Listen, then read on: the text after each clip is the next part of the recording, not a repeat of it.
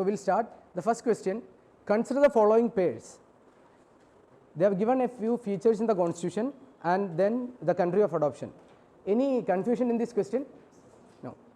So that was very clear, only 2 pairs. This is how UPSC nowadays ask, like we should know clearly each one of them, then only we can do this pair kind of questions. So nomination of members to Rajya Sabha is taken from which constitution? You can listen here, okay, I mean like whenever I ask, then only you need to look at the booklet, otherwise like the discussion won't be effective. So nomination of members to Rajya Sabha, election to members of Rajya Sabha, South Africa. And what are the remaining, like just tell me one more provision that has been taken from the South African constitution.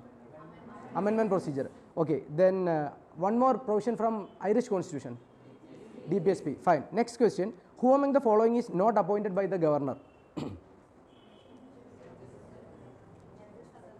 Judges, I mean, who appoints the judge of, like Chief Justice of High Court? Other judges also? Who appoints the like judges of District Court? Governor. Clear with that, right? Okay. Then it has been given that actually ministers of a state other than CM. Who appoints the CM? Governor. Fine. So they will be giving you in this way. Okay. So we should be mindful of that. Next question. Consider the following statements with reference to Constituent Assembly. All the members of the Constituent Assembly were elected by the members of proportional representation with single transferable vote. True or false? False. Second statement, the Constituent Assembly was composed roughly along the lines suggested by Indian Independence Act. True or false? Which was the like cabinet mission. Fine. So the answer is neither one nor two. Next question, consider the following statements with reference to writs. First statement, certiorari writ is available against the judicial authorities but not against administrative authorities. True or false? So from which year they started like applying this to administrative authorities?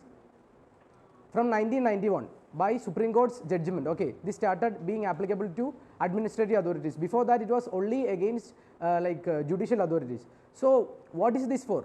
Certiorari. What is the difference between certiorari and prohibition?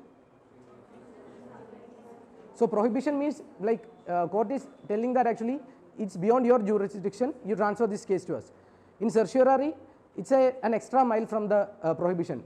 Court can say 2 things. You transfer the case, that can be done, or if the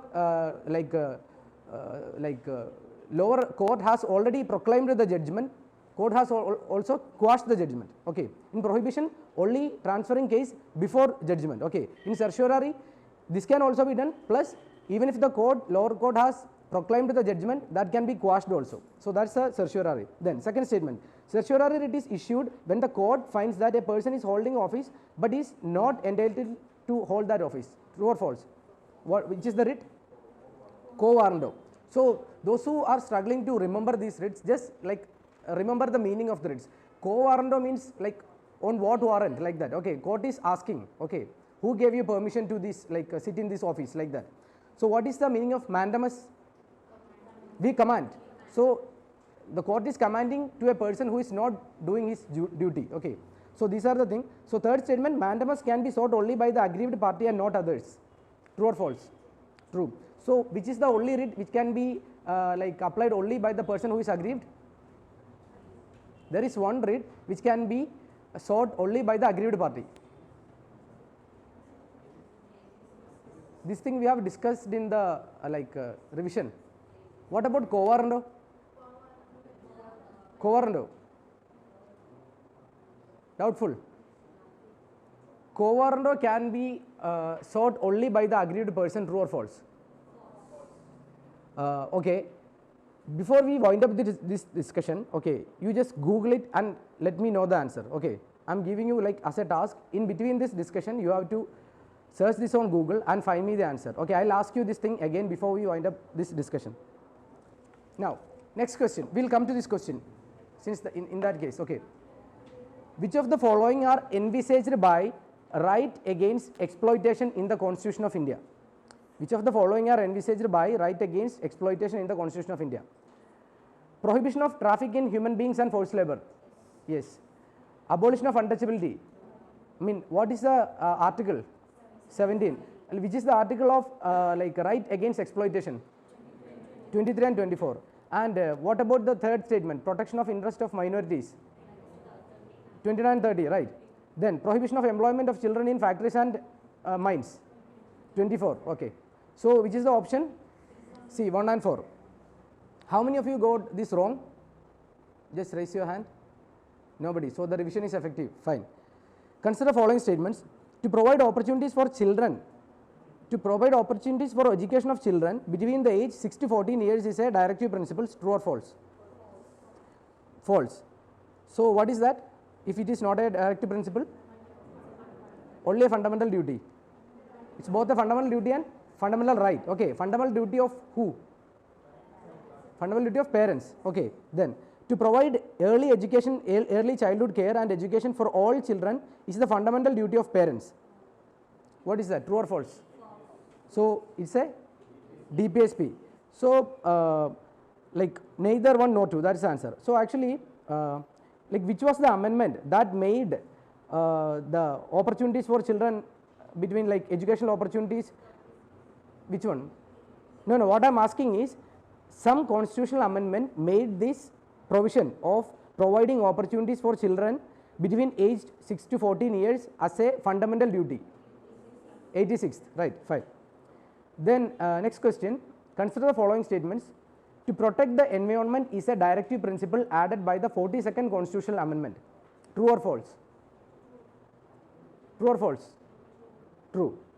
Then like can you say what all are the other DPSPs added by the 42nd constitutional amendment?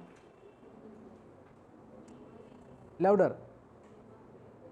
See actually like 42nd constitutional amendment, we normally remember that as like that has added that socialist secular integrity kind of thing and some other many important amendments like that, but there are some DPSPs added.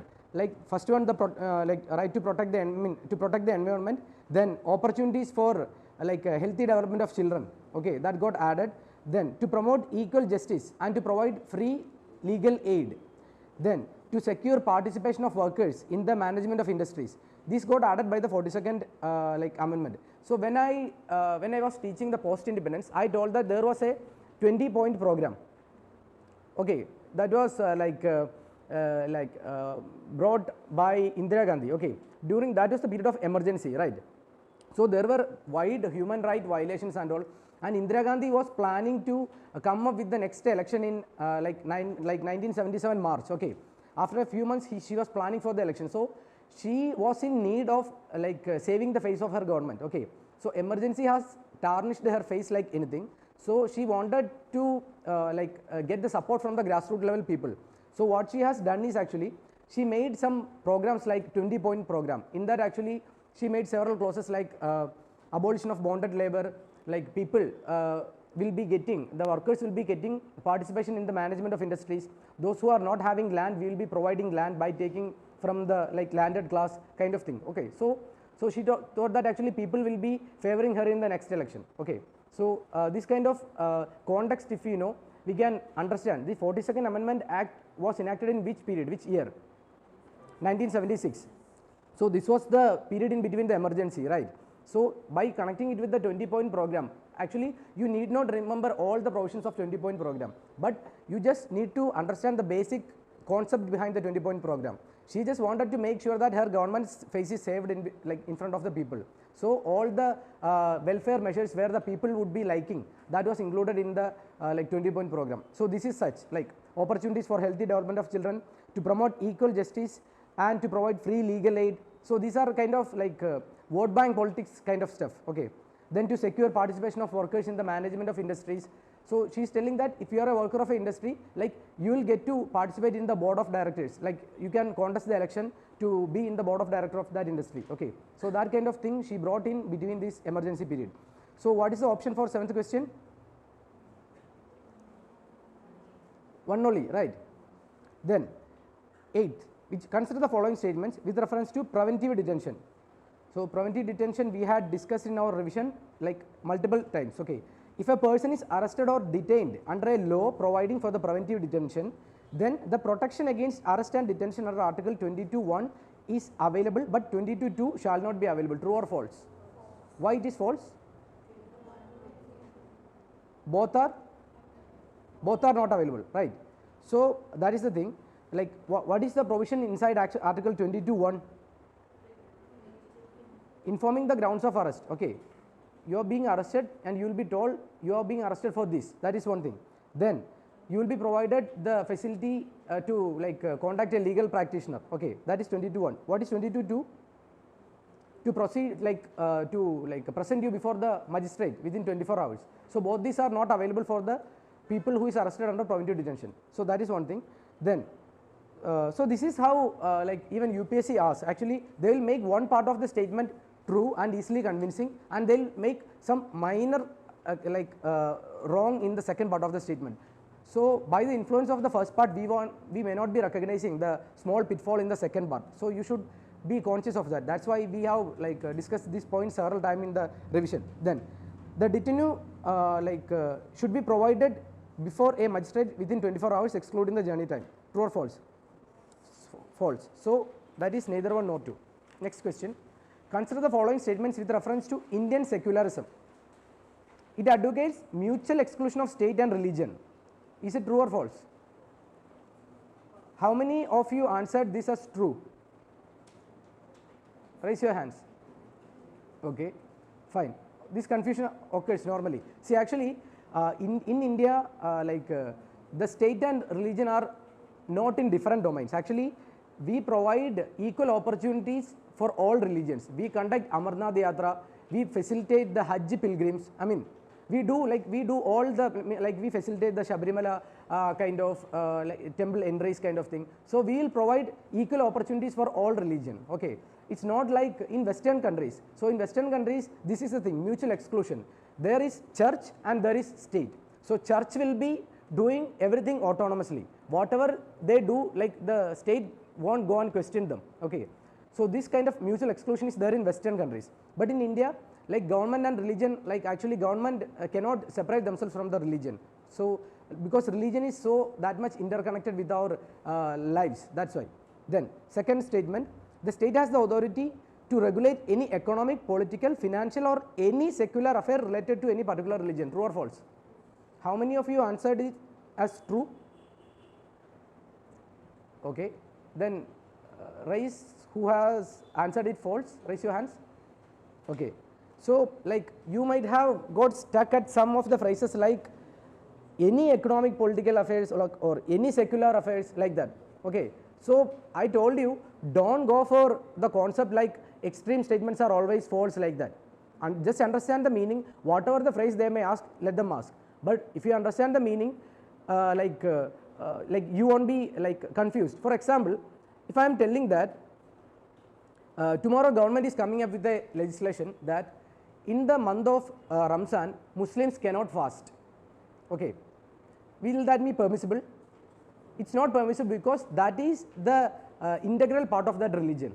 Okay, but what if a religion is telling that actually we'll be imposing taxes on religious taxes on all the Muslims. Okay, Islamic institutions are telling that we'll be imposing religious taxes on all the Muslims. We are not taxing other other religious persons, but we'll be fixing a tax. Okay, every Muslim should be contributing say 5% from their annual income to this trust. Will that be permissible? No, because that is a secular aspect. It's related to something finance kind of thing. It's not the integral part of that religion. So if something is integral to that religion, that is that cannot be in that case government cannot interfere. But state can regulate all other stuff like economic, financial, secular affairs, etc. For example, if a religious trust, be it of any religion, they are using their revenue to fund some terrorist activities. Okay, so that's not integral part of that religion, so government can regulate. So that's that thing. So ninth question, option B, right? 2 only is the answer. Then consider following statements with reference to parliamentary proceedings. Question hour is held in alternate days. True or false? What is the answer? Every day. Every day. Okay. Then ministers have to respond to the questions. Ministers have to mandatorily respond to the question. True or false? True or false? How many of you are telling that ministers need not mandatorily respond to the questions during question hour? Please raise your hand. Okay. So what's the difference between 0 hour and question hour? In question hour, like this is a regular like hour in every day's session. So like minister should be prepared to answer, okay, because this is the time the opposition parties and other people will be questioning you, okay, you are bound to answer. So that's there in question hour, but in 0 hour, like you can ask anything. So ministers need not like respond, okay, minister can choose to be in silent mode, okay, in 0 hour. And what's the specialty of 0 hour? It's an Indian innovation, right? So like what is the like position of 0 hour? I mean, when it will be done? After question hour or after question hour? And before the agenda of that day, okay, there will be a day, like agenda for set for that day. We'll be discussing so and so bills today, okay. So first question hour, then 0 hour. I mean, it's like a break time, okay. Then after that you will be having the agenda for that day, okay. So second statement, 0 hour where members are free to raise any matter and ministers are not bound to reply. True or false? So the option is 2 only. B. 11.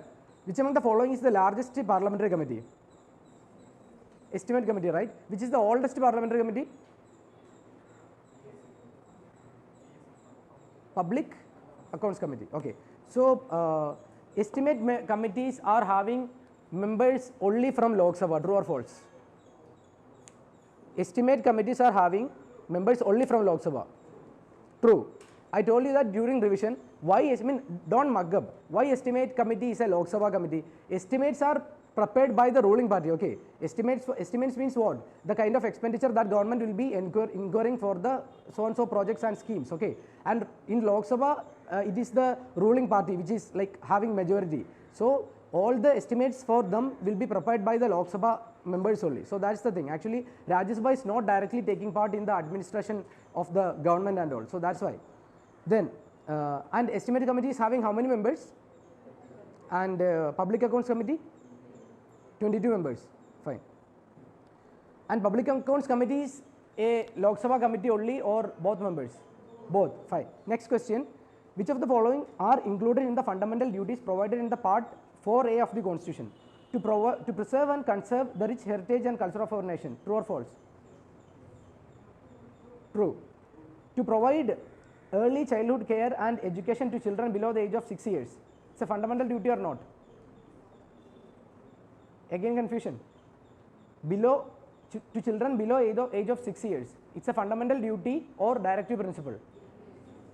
Directive principle. If you are having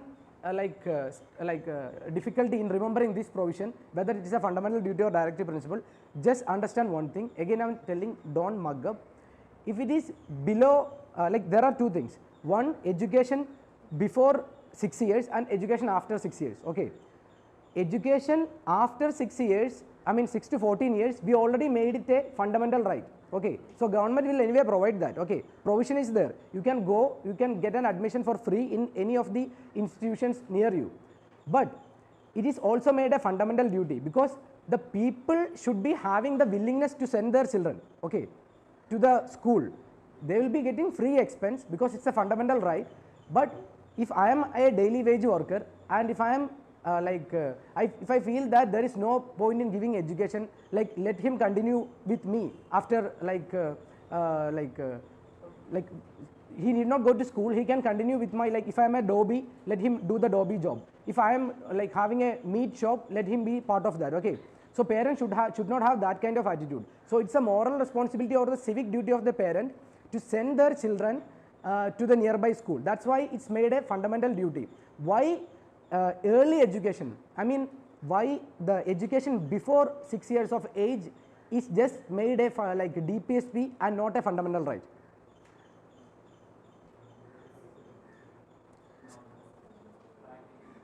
Yeah, practical difficulties are there because if government has to give the pre 6 year education to all children, presently government is not having that much resource.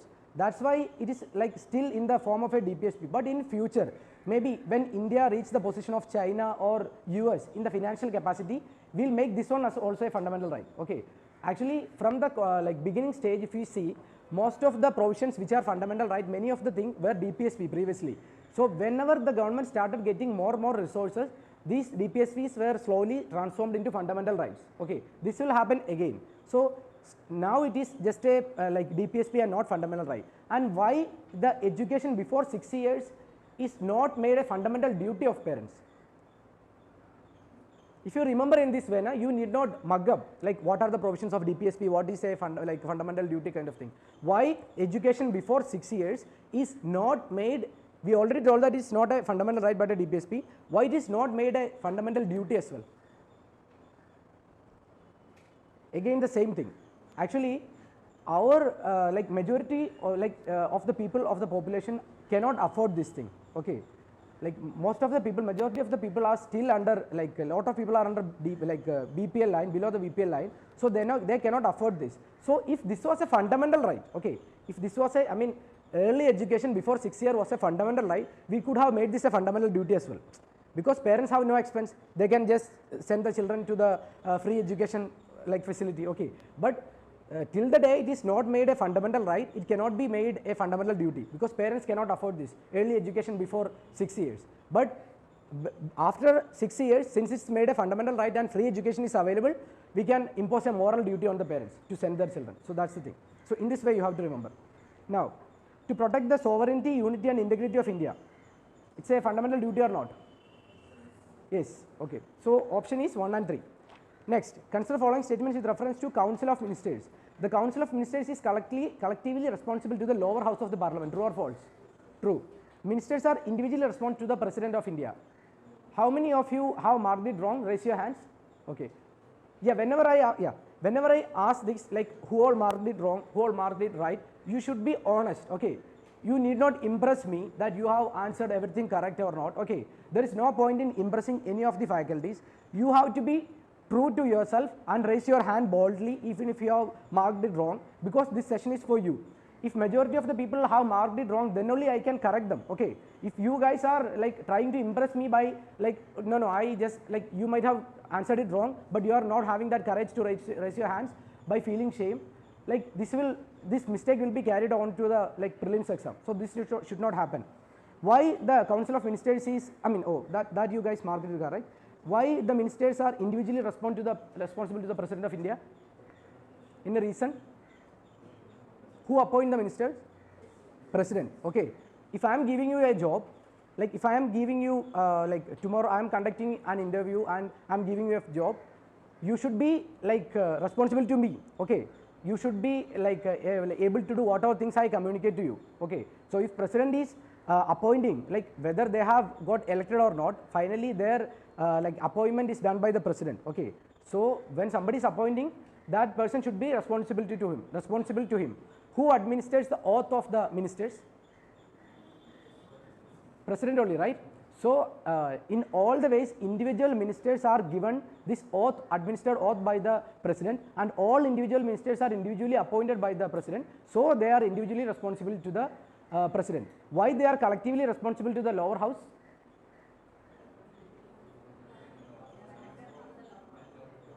Okay. Actually, it is from the lower house that our executive is being elected, right? First of all, we are not like electing the ministers. First we conduct the election, we appoint the members of parliament. From that lower house, from that Lok Sabha only we are electing the ministers. Okay. So from the body they are being appointed as the ministers, they should be responsible to that body. Okay. And the Lok Sabha is having lot of mechanism like no confidence motion, censure motion. Okay. If the government is violating some like doing some anti-constitutional measure, Lok Sabha is having the key to control them. So that's why they are collectively responsible as a team to the Lok Sabha or lower house. Then Council of Ministers shall not exceed 15% of the total number of members of the House of People. True or false? True. Which was the amendment which made so? 91st. What was the 61st amendment? Age was. Okay. So normally people used to confuse between this. You should not have that confusion. Okay. So the answer is all the above, like 1, 2 and 3.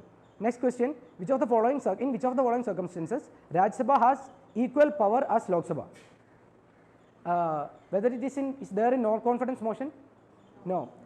Constitutional amendments and impeachment of the president? Yes. So,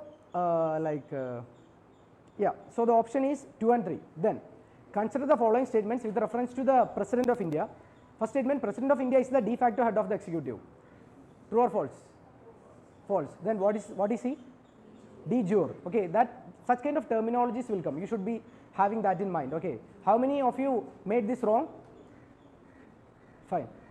Okay, like over the course of our test cycle, this will be corrected. Don't worry that you marked it wrong.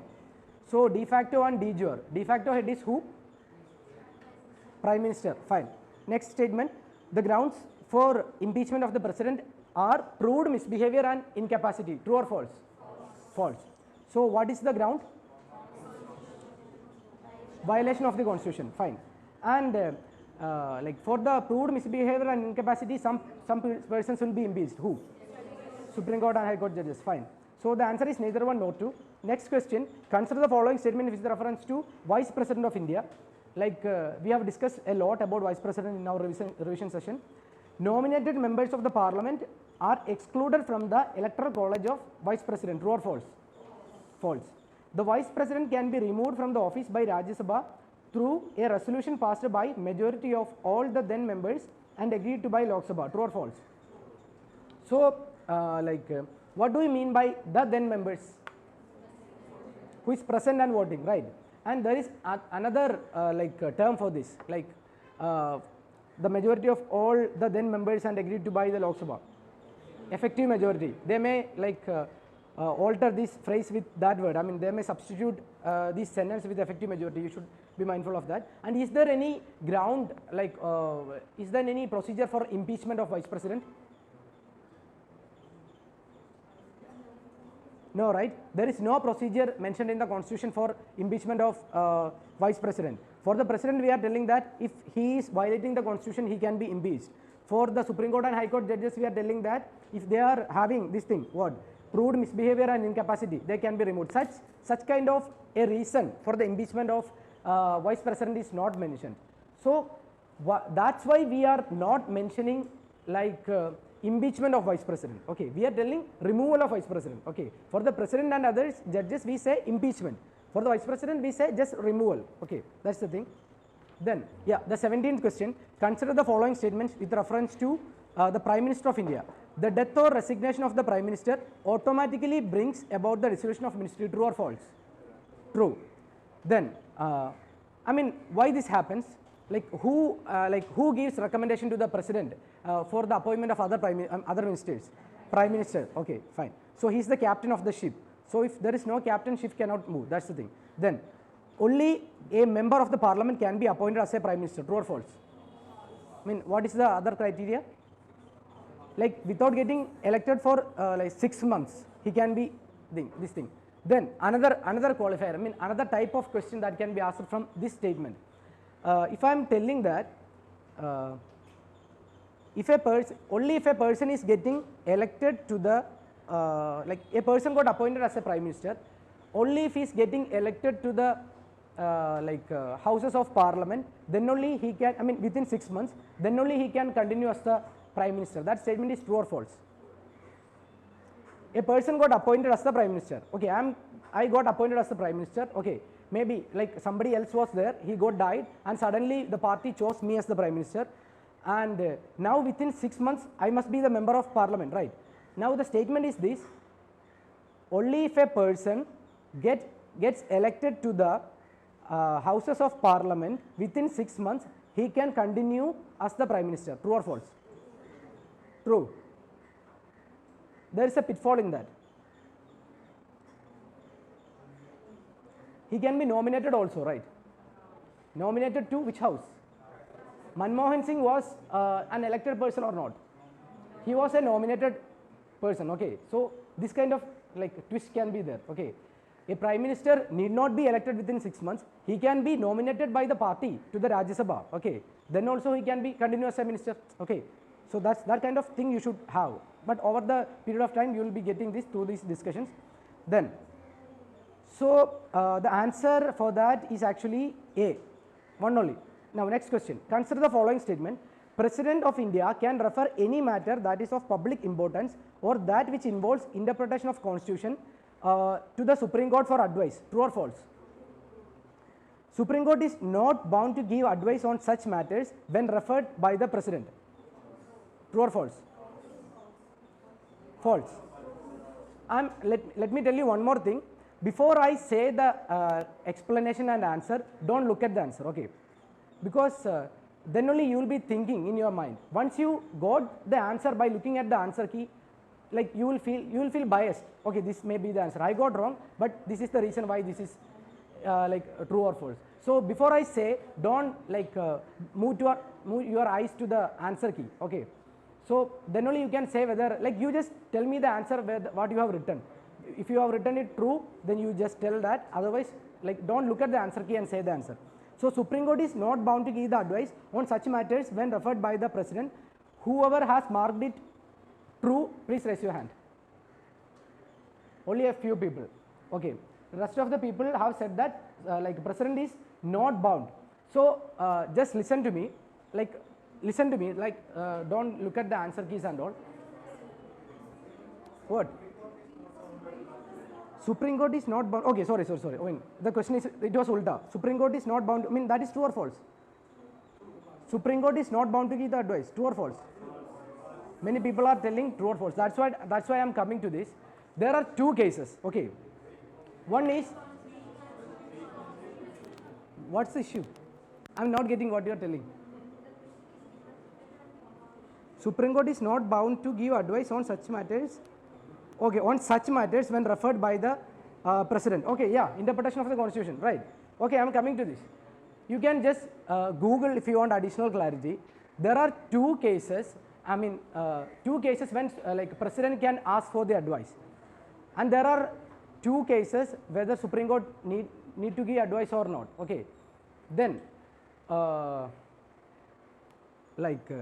in the case of pre-constitutional treaties, okay, Supreme Court going and asking to Supreme Court, like President going and asking to Supreme Court, like, give me the advice about this pre-constitutional treaty or law. In that case, Supreme Court like is bound to give advice or not? And okay, bound to give advice. Then in the case of interpretation of Constitution, Supreme Court is bound to give advice or not?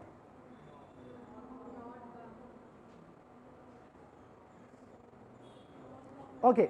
Wait a moment. In both the cases, whether whether Supreme Court's advice is binding or not? Not binding. Okay. So before I say, before one question I have given to you for self-research, like, which was the question? About co-warrantor. Okay. We are keeping one more thing for that. Why I am doing this now is actually, many people came to me over this period of time. They told me that they are not finding it easy to do the Google search. Okay, they told that actually they'll type something, but they are not getting what they are what they need. Okay, so many people are having this confusion. Like, they are finding it difficult to type the correct keyword in the Google so that they get what they need. Okay, so before the end of this discussion, you guys find answer for this also. Before we wind up, I'll tell the answer. Okay, do a self research on two things about co-warrantor, whether the aggrieved party or any person can seek the co-warrantor writ. Then whether Supreme Court is bound to give advice in the case of interpretation of Constitution. Okay, two things. We are proceeding, like somebody can do the research and let us know by the end of this session. Okay, next, because now if we keep on discussing every question in this way, it will take a lot of time. So by the end, we will keep all the important doubts. Then next question, the system of proportional representation by means of single transferable vote is not followed in which of the following election? Speaker, President, Vice President, Rajya Sabha member. Who? Speaker. What is the mode of election of Speaker? Yeah, he is simply getting elected from the members of Lok Sabha. Fine. Next question, consider following statements. The local self-governments got constitutional status as per the recommendations of Balwant Rai Mehta Commission. True or false? Who is the commission? there were many commissions for recommending, I mean many 2 or 3 commissions recommended for the constitutional status of this Panchayat Raj. The very latest committee was Thangan committee. Okay. If I am not wrong, Gadgil committee came just before this. See, actually, I'll tell you, I mean, this confusion normally happens to every aspirant because many of the committee has recommended. But the thing is that the final acceptance was as per the report of the Thangan committee. Okay. They have recommended, Gadgil committee has also recommended constitutional status, but finally when the government decided that, okay, we must give the constitutional status as per to the Panchayat Raj bodies, the report considered was of Thangan committee, okay, not Gadgil committee. So that is the thing. Then next question, I mean the next statement, 73rd and 74th Amendment Act made it mandatory to establish 3-tier Panchayat Raj system in all states. True or false? How many of you marked it true? Raise your hands. Okay, in small states actually we will be having only 2-tier. Okay, the intermediate block Panchayat will not be there in small states. So that's an exception you should be remembering. I mean, you need not remember which all states will be having 2-tier. Okay, just know the broad provision. Then 21. What is meant by the idea of constitutionalism in the Indian context? The second option says constitution is the ultimate source of power in the country. How many of you marked that one as correct? Okay, fine. Then remaining options, I mean constitution contains most of the provisions necessary for ensuring peace and prosperity of the nation. See, actually the statement is it's worded in a weird way, like contains most of the provisions necessary for ensuring peace and property. I mean, most of the provisions means there is a set of provisions outside and you have taken most of the provisions to within. Okay, it sounds like that. It's not giving a true meaning, but you should understand this kind of word. Like I said, de jure, de facto. You should be knowing the meaning of word liberty. You should be knowing the definition of welfare state, constitutionalism, doctrine of eclipse. Okay, harmonious construction. Such kind of technical words are there. You should be knowing the meaning of that because they'll every time at least ask one question. So the constitutionalism means constitution is the ultimate source of power in the country. Just understand one thing. It's about ism, like Nazism, fascism, federalism, constitutionalism. So when something this ism is added, it's becoming supreme. I mean, that is the norm, that is the normal if this ism word is added. So constitutionalism means constitution is the superior or the supreme body. In the case of British Parliament, in the case of UK, whether Parliament or constitution is having the supreme Parliament. Okay.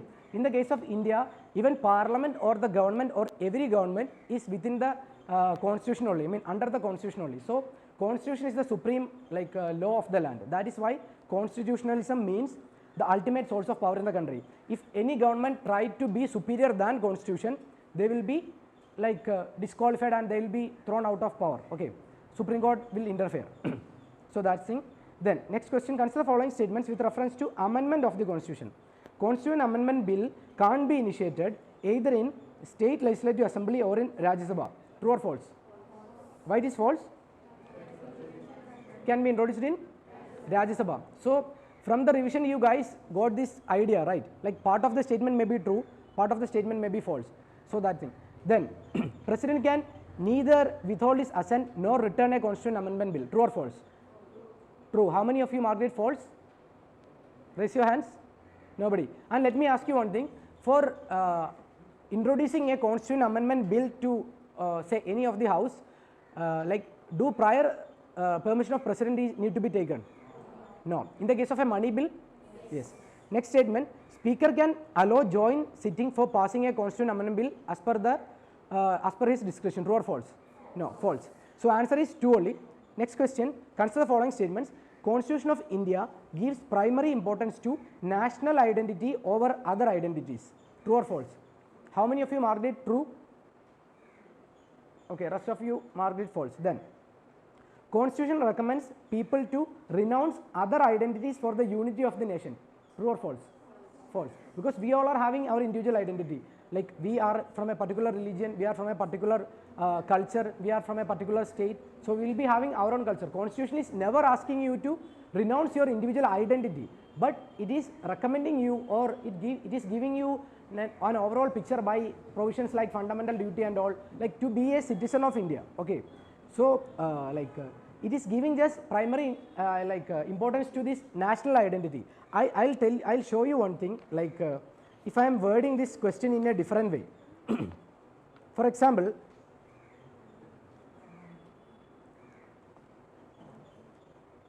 yeah, actually what does this first statement mean? Constitution of India gives primary importance to national identity over other identities. It's like we have different identities.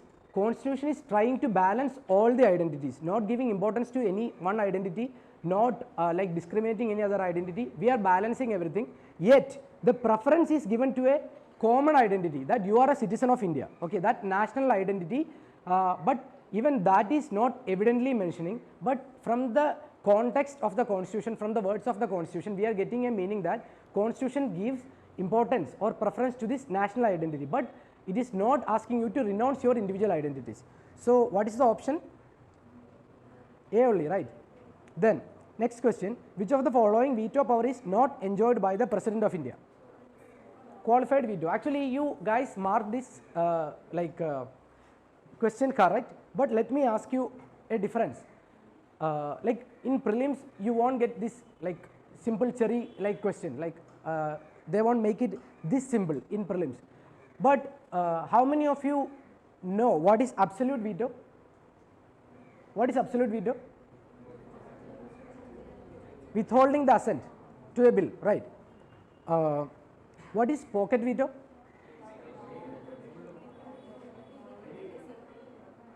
So what is the difference between absolute veto and pocket veto?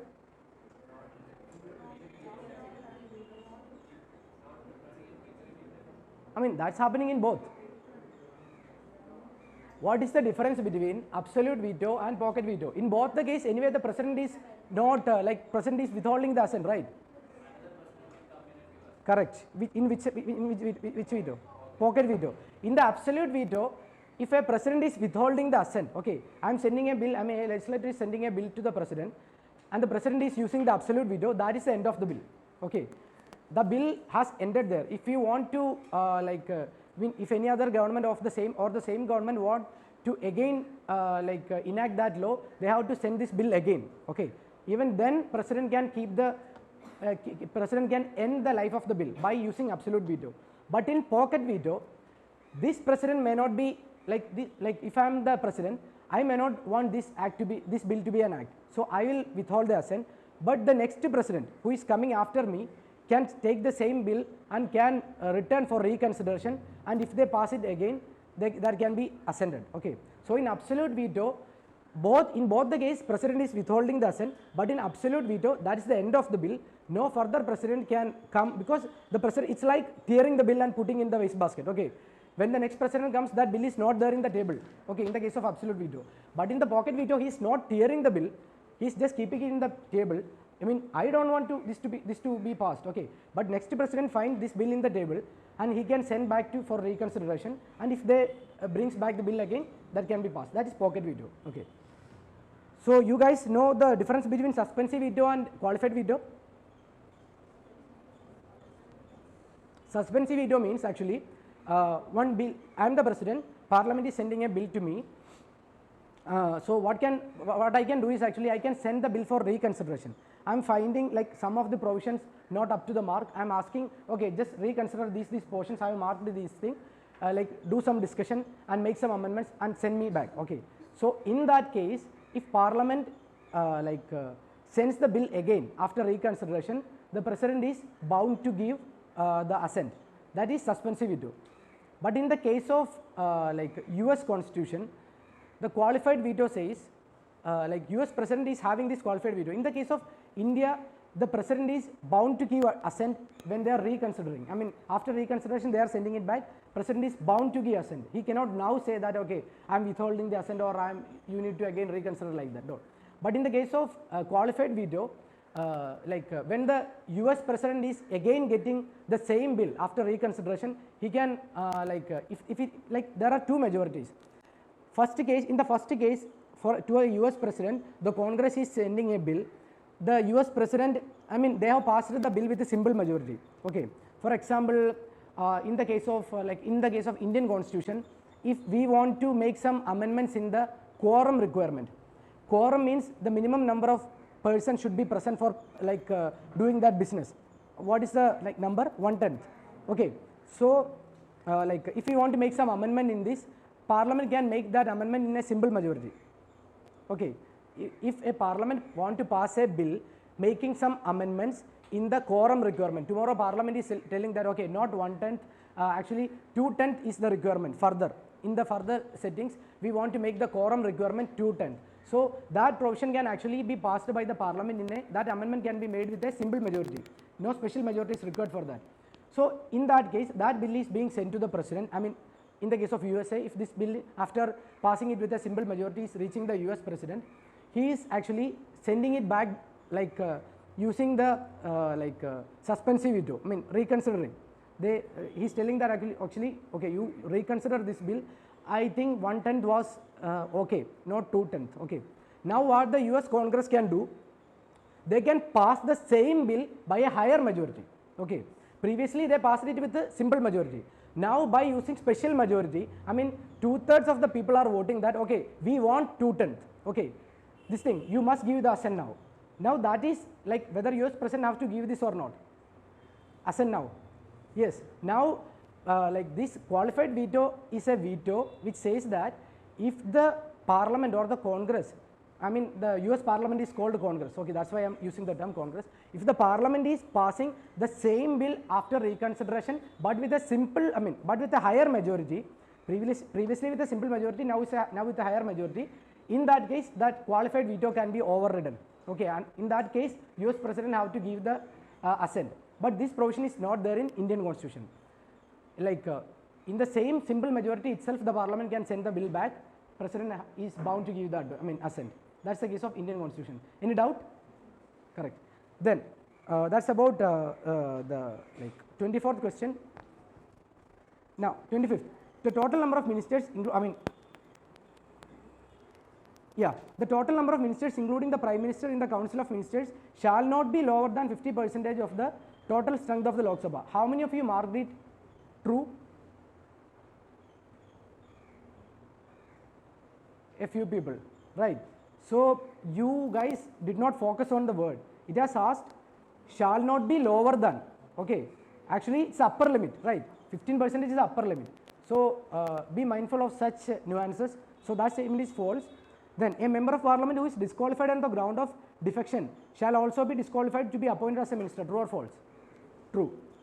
So the option is 2 only. Next, which of the following provision in the Constitution of India was the only one that was passed without any difference of opinion in the Constituent Assembly? Universal adult franchise. See, what I am telling is actually, if you guys don't know the answer, how to reach the answer for this question. In the Constituent Assembly, while many of the provisions were being discussed, they are telling they got one provision freedom of religion. So at that time actually there are different people of different religious backgrounds were present. So there can be some opinion differences. Okay, some people may be some people may want to give more provision more importance to some religion. So in the debates there can be people who advocate for some religion because religion is a biased subject. Then untouchability. In the Constituent Assembly, there were many people from higher caste, lower caste, so they will be having many opinion about this caste provision. So we cannot say that it passed without any difference of opinion. Then about citizenship, there were during the Constituent Assembly, the partition was almost happening, and there were people who migrated from Bangladesh, people migrated from Pakistan and even from other countries. So there were many difference of opinion. Many people told that actually people who migrated from Pakistan should not be given citizenship. People migrated from the East Pakistan or the today's Bangladesh should not be given citizenship like that. So difference of opinion were there in almost all other subjects. But universal adult franchise means everybody should be given this franchise. So this is the option which is having least probability of having any like difference of opinion. So in that way also you can reach the answer. Then 27. Fundamental rights in the Constitution of India are qualified. What does this clause implies? Fundamental rights can be curtailed sometimes, right? It's not absolute. So that's an easy question. Then, which of the following can be considered as the direct functions of the Constitution of India? Uplifting the weaker section is a direct function. So it's a kind of question that UPSC prelims ask. I mean, they won't be asking you directly from the provisions that you have studied. They can use the context and ask the question. First statement says uplifting the weaker section. Second statement says spreading the Indian heritage and values all over the world. Third statement says protecting the unity of the nation. Just tell me which is the part of the Constitution which wants the government to uplift the weaker section. DPSB. So there is a direct provision for the upliftment of weaker section, right? It's directly mentioned in the Constitution. Like what we today only discussed, like participation of workers in the industries, giving unemployment allowance, maternity relief to the women, like weaker sections upliftment. So that is directly given. Third statement, protecting the unity and integrity of the nation is a provision of which part? Which one? Preamble, fundamental duty, and whether it is there in preamble or not. In preamble also it's there. So it's also directly given. It's explicitly mentioned in the Constitution. Then second statement, spreading the Indian heritage and values all over the world. Have you seen any provision like that directly? No. So they have asked direct functions of the Constitution. Maybe they can ask in a different way, like Constitution provides for this thing, like that. If they can ask like that way, maybe like Indian heritage and values, like Constitution stands for peace. Okay. In that case, if the question word was more broad, we could have gone for that. But here it is like explicitly mentioned or direct function. So the option is 1 and 3. Then, which of the following are the ways of acquiring Indian citizenship mentioned in the Citizenship Act of 1955? By pleading is there or not? How many of you have marked pleading also? By pleading? Yeah, pleading is not there. So 1 and 2. What are the other ways of acquiring Indian citizenship? By birth, by descent, by registration, by naturalization, then one more. Acquiring of territory. Okay. Then what are the ways in which citizenship can be terminated?